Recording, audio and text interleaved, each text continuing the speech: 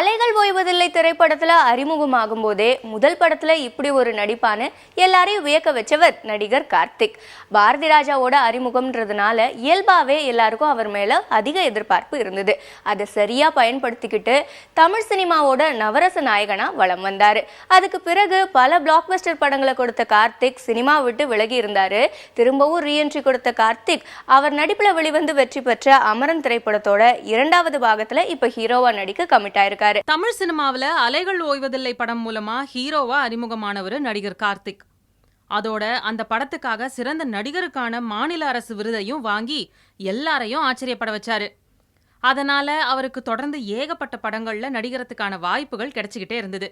அந்த வாய்ப்புகளை சரியா பயன்படுத்திக்கிட்ட கார்த்திக் ஒரே வருஷத்துல 10 படங்கள்ல நடிக்கிற அளவுக்கு பிஸியான நடிகரா மாறினாரு. கார்த்திக் நடிச்ச வருஷம் 16, கிழக்கு வாசல், அக்னி நட்சத்திரம்னு பல படங்கள் அடுத்தடுத்து வெளியானதோட மட்டும் இல்லாம அடுக்கடுக்கான வெற்றிகளையும் பதிவு செஞ்சுது. தொடர்ந்து கிராமம் சார்ந்த கதைகள்ல நடிச்சு நவரச நாயகனா வலம் வந்த அவரு டானா மாறி ரசிகர்களுக்கு இன்ப அதிர்ச்சி கொடுத்த படம் அமரன். குடிசை பகுதியில வசிக்கிற கார்த்திக் அங்க இருக்கிற மக்களுக்காக தலைவனா மாறி எப்படி அவங்கள காப்பாத்துறாருங்கிறது தான் அமரன் படத்தோட கதை. 1992ஆம் ஆண்டுல வெளியான இந்த படத்துல பானுப்பிரியா, ராதாரவி, விஜயகுமார்னு பல முன்னணி நடிகர்கள் முக்கியமான கதாபாத்திரங்கள்ல நடிச்சிருந்தாங்க. பிளாக் பஸ்டர் கொண்டாடின இந்த படத்தை ராஜேஸ்வர் இயக்கியிருந்தாரு. அமரன் படம் வெளியாகி கிட்டத்தட்ட 22 வருடங்களுக்கு அப்புறமா இப்போ அமரன் 2 உருவாக இருக்கு. ராவணன், அநேகன் உள்ளிட்ட படங்கள் மூலமா திரும்பவும் தமிழ் சினிமாவில் ரீஎன்ட்ரி கொடுத்திருக்கிற கார்த்திகே இதுலயும் ஹீரோவா நடிக்க இருக்கிறாரு. முதல் பாகத்தை இயக்குன ராஜேஸ்வர் இயக்குற இந்த படம் இப்போதைய காலகட்டத்துல அமரன் இருந்தா என்ன மாதிரியான பிரச்சனைகளை எல்லாம் சந்திக்க நேரிடுங்கிறத மையமா வச்சு இந்த படத்தை உருவாக்க இருக்காராம். அமரன் 2 படத்தோட ஆரம்ப விழா சமீபத்துல நடந்துச்சு. அதுல இந்த படம் இப்ப உருவாகிறதுக்கான காரணம், கார்த்திகேயே ஏன் திரும்பவும் நடிக்க இதுல ஹீரோவா ஆக்கி இருக்கிறாரு போன்ற பல விஷயங்களை இயக்குனர் பகிர்ந்துகிட்டாரு. இது இத்தனை வருஷம் கழிச்சுங்கிறத விட அமரன் முடிஞ்ச சில காலத்துக்கு அப்புறம் கூட இந்த யோசனை இருந்துகிட்டே இருந்துச்சு.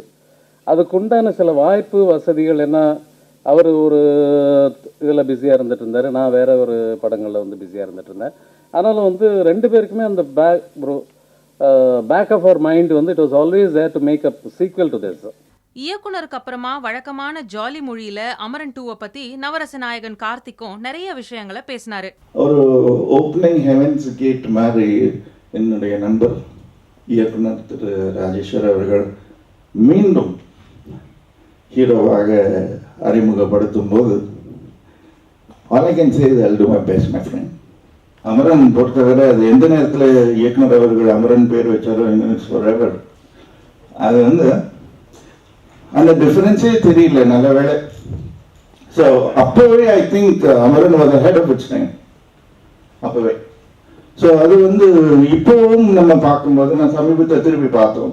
தமிழ் சினிமாவில் மிகப்பெரிய வெற்றியை பதிவு செஞ்ச அமரன் அதே சாதனையை 2ஆம் பாகமான அமரன் 2லையும் செய்யுமாங்கிறத பொறுத்திருந்து தான் பார்க்கணும்னு திரையுலகத்தினரே பேசிக்கிறாங்க.